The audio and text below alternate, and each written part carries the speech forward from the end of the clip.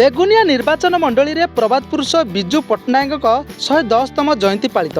खोर्धा जिला बेगुनिया निर्वाचन मंडली रे बेगुनिया बिजू पट्टनायक पार्क परिसर रे प्रबाद पुरुष बिजू पट्टनायक प्रतिमूर्ति उपर पुष्पमाल्य दे 110तम जन्म जयंती पालित हो जाइछि। उपस्थित समस्त बिजू प्रेमी मानकु नै एही सभा कार्य आरंभ होइतिला बेले एथिरे बोलगड़ ब्लॉक बीजेडी सभापति बानाम्भर माझीक अध्यक्षतार मुख्य अतिथि भावे बेगुनिया विधायक प्रदीप कुमार साहू उपस्थित रही किभଳି दल सुदृढ़ हेब से उपर उद्बोधन देथिले। एवं बिजू बाबूंकर तांकर ओडिशा प्रति अवदान ओडिया जाति को ओडिया माटी को भल पाउथिबा कथा आलोचना हेछि।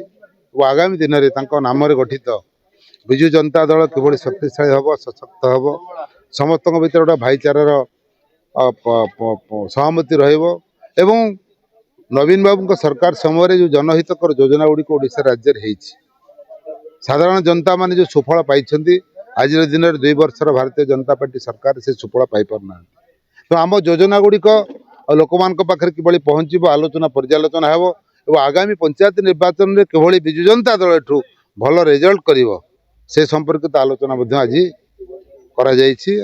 आम भितर एकता अच्छी आम भितर सहयोगर वातावरण अच्छी सब नेतृत्व मान एकत्रित अच्छा। बिजू बाबूंकर स्वप्न थिला ओडिशा आगु जावाई नवीन बाबू स्वप्न थिला ओडिशा आगु जावाई ए बेगुनिया बोलगड़ निर्वाचन मंडल समस्त मुरई मानकर चिंता अच्छी बिजू जनता दल आगु जाऊ और बिजू जनता दल पुणी ये बेगुनिया बोलगड़ आगू आहरी तार जय यात्रा जारी रख।